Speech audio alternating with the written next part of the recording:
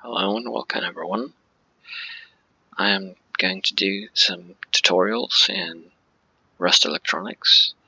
As you can see here, we've got two different setups. One of them is simply going to a light to demonstrate, but one setup is here and the other one is here. We're going to begin with this setup here.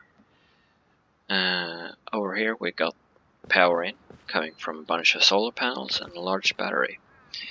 Now, Rust Electronics have some specifics, so there are only two different types of components, or electrical components, that will actually block the power from going through. And that is the blocker, which, if it has power sent to it, will block any power going through it, or a simple switch. And in this tutorial, we're going to start out by showing how to make batteries charge during the day and then discharge during the night. It's fairly simple. So first thing that you need to do is to take the power, bring it to the switch, or rather the splitter. The splitter will divide power into up to 3 different ways. If you use it in one way, then you get all the power. If you switch and use 2 ways, then you split that power 2, and if you use all 3, then you split it into 3. So the first thing we're going to do is to take one of those power lines and connect it to the battery to make it start charging.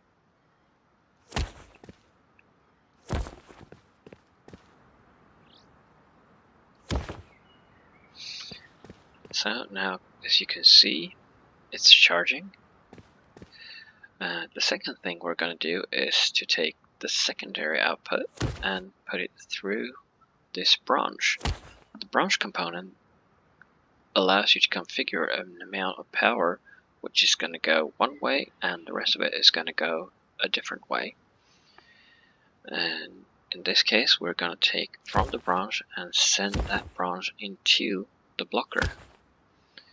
You can configure it, and here we have set to 2. That is the minimum power. And then, as you can see, the blocker is spread, so it blocks any input. So we can now input the battery output into the blocker to make it go here. And now it's blocked, so during the day this is going to keep the battery power recharging, and it's going to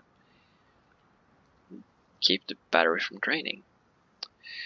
And now what we need to do is to take the power out, that is all the power that's left from the branch, and pull it to this OR switch. An OR switch allows power as soon as one of the 2 connectors are connected. So in this case, you get 45 power out of it. And the second thing we need to do is to take the power out from the blocker and take it to the other input. Now, since the blocker is blocking power, we're going to get the 45 units from whatever we're getting from the sun. But as soon as the sun goes down, which can be simulated by simply removing the actual blocker pass-through, click. Now you get power from both sides, and suddenly you've got 98 power, which is what comes from the battery. Now we take this one again and push it back in. Then it's like if you're doing it during the day, and you have power going out. You can attach it to this lamp. Now, that is fairly simple, but this system has an inherent flaw, and that is what happens when light is failing and you cannot get enough power to actually run whatever setup you're using. Since the blocker is still fed power, because it gets power directly from the switch or the splitter, it's going to block the battery, but there's not going to be enough output power to actually drive whatever you're running. And to simulate that, we're going to switch the time out and go to, let's try 18. So now the power is diminishing, but not enough. A little later, it's coming down, and what can we see here?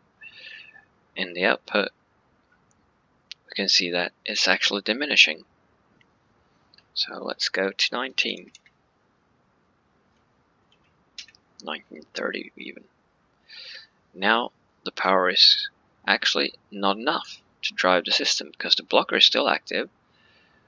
There is 8 power coming through that, and now it's going to be going into the blocker, but now it turns on. So there is a couple of minutes between the power going down below an actual threshold and the time where the battery actually kicks in. And this is a flaw that can make or break your electrics. In the second tutorial, I'm going to go through this little setup here.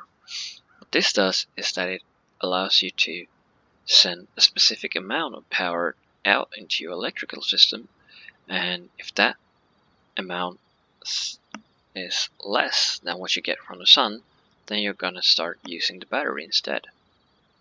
But that's for next video, so thanks for watching and welcome back.